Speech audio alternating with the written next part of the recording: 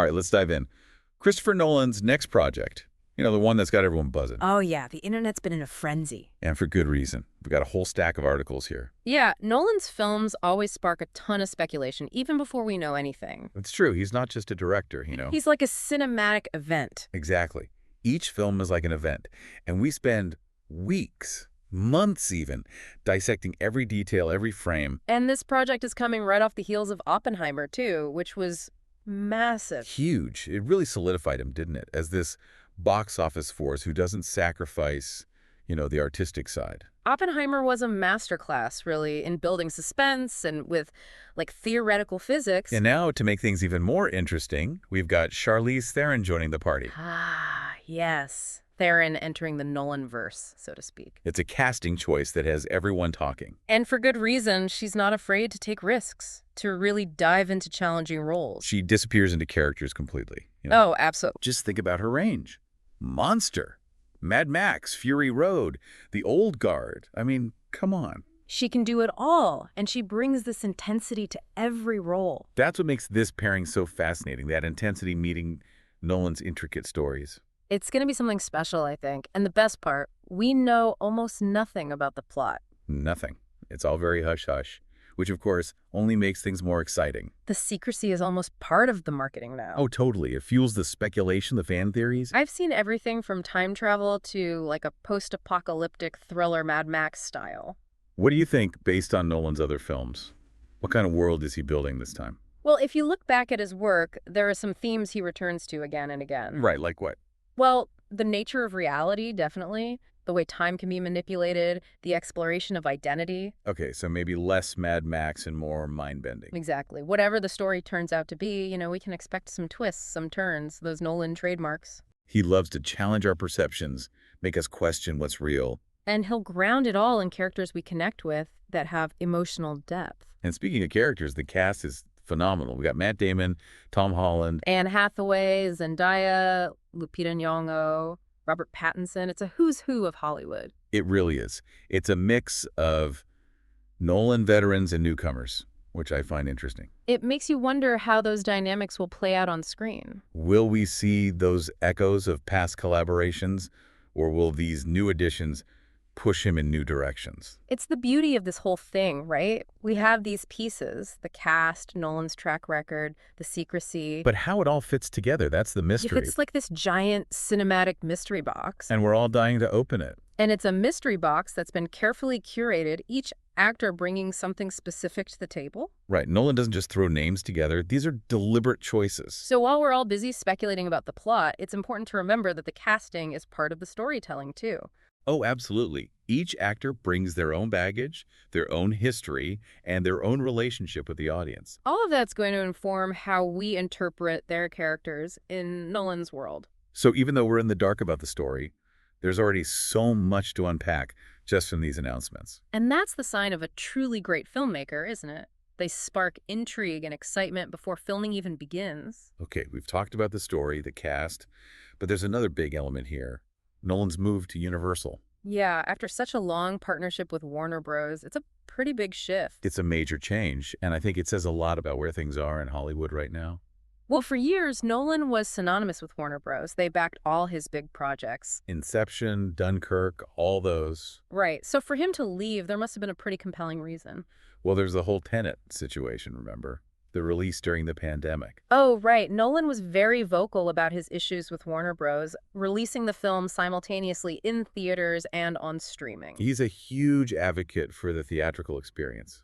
And it seems like that might have been where the creative differences arose. Makes sense for a director like Nolan, who crafts these immersive cinematic experiences, to have them relegated to the small screen. It must have felt like a betrayal of his vision. And Universal, they seem to get it. They've positioned themselves as this studio that values the theatrical experience. That commitment to Oppenheimer, with a wide release and a long theatrical window, must have resonated with Nolan. It's like a signal, isn't it? A shift in the Hollywood landscape. Maybe. Universal's showing they're willing to invest in these big, director-driven projects. Which is refreshing, honestly, in an industry that's so focused on franchises and superhero films. So it's not just about one film, it's about a potential change in how these studio films are made and released. With Nolan at the helm, it's a change that could have a ripple effect throughout the whole industry. Maybe other filmmakers will feel empowered to demand more creative control. And studios might be more willing to take risks on original stories. So this is a story about more than just a new movie. It's about the future of filmmaking itself. And that future, at least for now, looks a little brighter thanks to Nolan and Universal. It's an exciting time to be a film fan. Absolutely. We've got Nolan, the master of mind-bending cinema, Charlize Theron, the chameleon of actors, all wrapped up in a secret project. And shaking up the Hollywood system while they're at it. What's not to be excited about? It's a recipe for cinematic intrigue, and we're all just along for the ride. Yeah, it's a reminder of the power a director like Nolan has, even in an industry that often, plays it safe. It's true. He doesn't just rely on star power or those big box office numbers. It's about something more, something deeper. It's about sparking that curiosity, that genuine excitement in a world that's like overflowing with content. And I think that's what makes the Charlize Theron collaboration so fascinating, What do you mean? Well, she's an actress known for taking risks, pushing those boundaries. Not shying away from the complex or even the dark stuff. Exactly. Which makes her like a perfect fit for the Nolanverse. The perfect fit. Right. I mean, think about Monster, that Oscar-winning performance. So intense. She completely embodied that character. Or Furiosa in Mad Max Fury Road. Fierce, vulnerable, driven by empathy. And the old guard, too. She literally played an immortal warrior. Makes you wonder, what kind of character will she play in Nolan's world? Will she be the moral compass, the one who challenges the status quo? Or maybe the enigmatic figure at the heart of it all, pulling the strings? Ooh, I like that. Okay, let's speculate a bit more. All right, let's hear it. I've been digging through these articles, and there are some fan theories that are pretty interesting. Oh, the internet is a goldmine for those, especially when it comes to Nolan. One theory suggests it could be a sequel of sorts to Inception, Okay, I'm intrigued. with Theron playing someone who can manipulate memories, implant new ones even. Oh, wow. That taps right into Nolan's fascination with, like, the malleability of reality, the subconscious. And think about what Theron could do with a role like that. Yeah. The layers she could bring, someone gifted but tormented by this ability. Walking that line between hero and villain. Classic Nolan. Exploring that duality of human nature. And the visuals. Nolan loved to push the boundaries. Imagine the sequences he could create. Yeah, blurring the lines between reality and fantasy like those dreamscapes in Inception. Exactly. Okay, here's another one.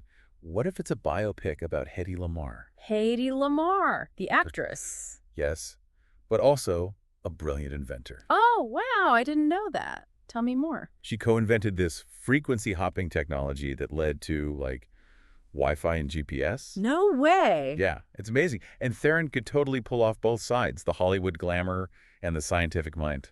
I can see it'd be a chance for Nolan to delve into a lesser-known historical figure. Explore themes of innovation, secrecy, human potential. It'd be a bit of a departure for him, genre-wise, but not entirely out of character. And think about the parallels to Oppenheimer. Oh, interesting. How so? Both Lamarr and Oppenheimer made these groundbreaking contributions, but their work had consequences. Right. It would be fascinating to see Nolan examine those moral dilemmas, the ethical implications. The choices we make, the inventions, they have ripple effects. Yeah, and in a world shaped by technology, those questions are more relevant than ever. Okay, so we've got memory manipulation, a Hedy Lamarr biopic. Any other theories you've come across? Well, there's one that's been floating around, and it's the most ambitious one. Okay, lay it on me. It suggests a connection to Nolan's Batman trilogy. Really? A Batman connection? But not in the way you might think. Okay, now I'm really curious. It's about parallel universes, alternate timelines, Oh, wow. and Theron's character, a variant of Catwoman from another reality. Whoa, that's next-level multiverse stuff. But knowing Nolan, it's not impossible. He loves playing with time, with perception. He's shown us that time isn't fixed. Memories can be unreliable. Our identities even can be fragmented. So yeah, parallel universes, different versions of ourselves, it fits. It does. Imagine the drama, Theron's Catwoman facing off against another Batman. Or teaming up with him to face a threat that spans multiple realities.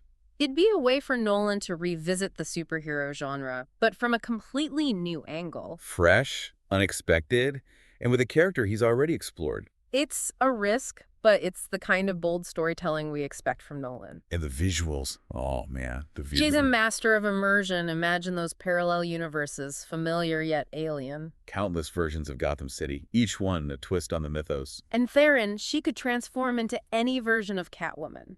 Seductive, dangerous, conflicted, vulnerable, navigating these realities. It's a lot to take in, but it's exciting, right? Oh, I'm hooked.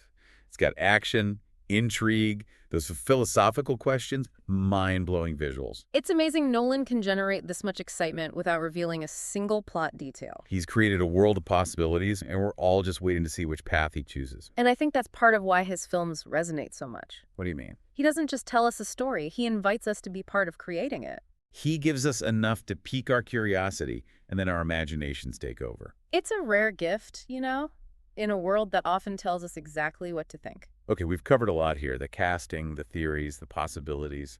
But there's one element we haven't touched on yet, and I think it's key to understanding this film. What's that? The timing of its release. Oh, right. It's not just dropping into a random moment in time. It's coming at a time when our world is grappling with some big questions about technology, identity, reality itself. It's a time of rapid advancements, AI, virtual reality. Blurring those lines between the physical and the digital. And Nolan's films have always been kind of prescient, haven't they, in how they explore these themes? Absolutely. Think about Inception and the power of the subconscious. Interstellar, the search for new worlds, the complexities of space travel. Ex Machina, the ethical questions around AI, the lines between humans and machines. These are all themes that resonate so strongly right now. And I think this new film, whatever it's about, will tap into those anxieties and aspirations.